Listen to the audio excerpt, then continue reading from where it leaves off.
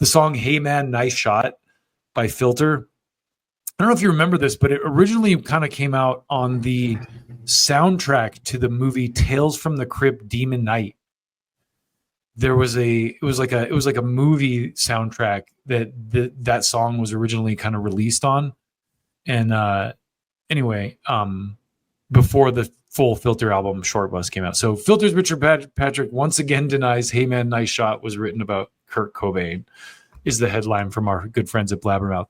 In a new interview with the Jesse Lee Show, Filter frontman Richard Patrick spoke about the band's alt-rock hit Hey Man, Nice Shot, which recently celebrated its 30th anniversary. Regarding the song's enduring popularity, Richard said, "God, I remember when the song was first released just being like, boy, I hope this makes it." And the song was already taking off from the Demon Knight soundtrack. And then it just kept building and building and building. And yeah, it's a staple of the set. We play it last every night usually, and it's awesome. Asked if he knew the song was special when he first wrote it, Patrick said, "I played it for some friends of mine and they were like, Rich, this is great. And some other things I had played for them, they were like, I don't know, bro, because I really have picky friends. I have really picky friends. And I played them Hey Man, Nice Shot. And they were like, dude, undeniably, this is a great song. And so I felt proud of it. And then every person I played it for, until sitting in the offices of Warner Brothers and playing it for them, and they were just like, this is awesome. We want to sign you because of this. It was a fantastic feeling."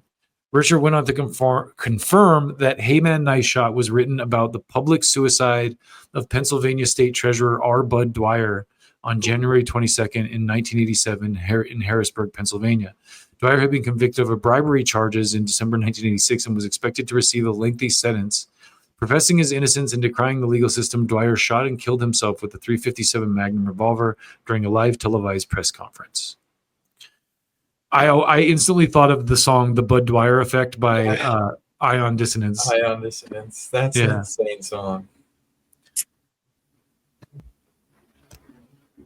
I never wanted to say that it was inspired by R. Bud Dwyer, but people were mistakenly saying it was about Nirvana frontman Kurt Cobain because he had killed himself, Richard told the Jesse Lee Show. But I wrote the song in 91, which was 3 years before Kurt's death.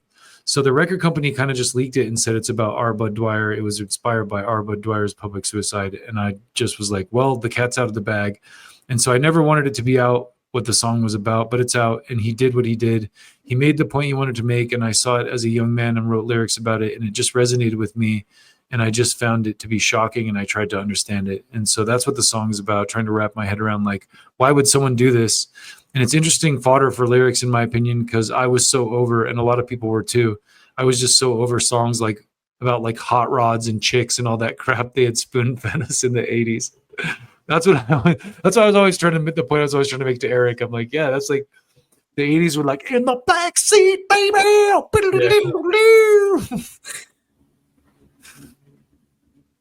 Elaborating on the fact that some people still mistakenly believe that Hey Man, Nice Shot was written about Kurt Cobain, Patrick said, urban legend is that it's about Kurt, but the great thing is I went up to Dave Grohl and I explained that the song was written way before Kurt killed himself. Can you imagine being Dave Grohl? This guy's like, listen, Dave, the song is not about Kurt. And Dave's like, oh, what? This is a McDonald's, bro. What's going on?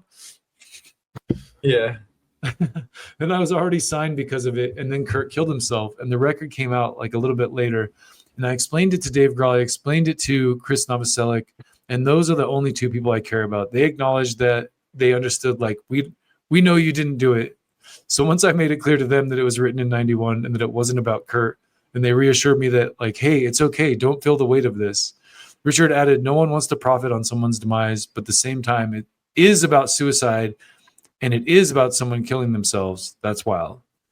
Circling back to how Hey Man, Nice Shot was conceived, Richard said, I was writing this song for me and my stoner buddies that were hanging out when I was a kid. I wasn't even writing it to leave Nine Inch Nails, which I ended up leaving Nine Inch Nails because of it. So he played in Nine Inch Nails band for a while. I was like, shit, if I can write Hey Man, Nice Shot and get a record contract with Warner Brothers, I can make a living in this business. And that's exactly what I did. Good for him.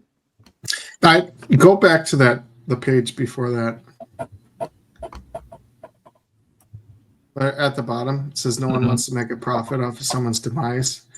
But like, I feel like 100% agree with that. But it's also like, I want to hear songs about real stuff. You know what I mean? I was like, about to say that. Like, it would kind of be interesting to hear a song about that. How does this tragedy make you feel? And like, write a song about that. That's how like we get great songs from that. Mm-hmm.